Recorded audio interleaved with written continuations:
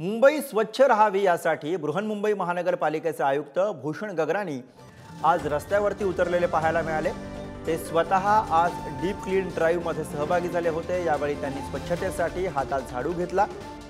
त्याचा आढावा घेतला आमचे प्रतिनिधी विक्रांत शिंदे यांनी। बघूया। मुंबई स्वच्छ राखण्यासाठी आणि मुंबईतील प्रदूषण कमी करण्यासाठी म्हणून मुख्यमंत्र्यांकडून खरं तर डीप क्लीन ड्राइव्ह सुरू करण्यात आली होती। त्यानंतर आता मुंबईचे जे आयुक्त आहेत भूषण गगरानी हे पहिल्यांदाच डीप क्लीन ड्राइव्ह मध्ये सहभागी झालेले आपण पाहतोय।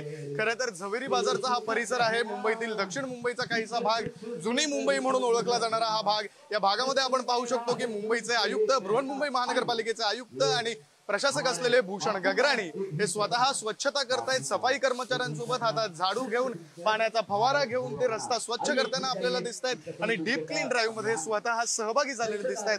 तसंच त्यांनी मुंबईकरांना सुद्धा यावेळी आवाहन केलेलं आहे की मुंबईकरांनी स्वतःहून यामध्ये सहभागी झालं पाहिजे आणि तरच ही डीप क्लीन ड्राइव्ह जी आहे ती यशस्वी होऊ शकेल।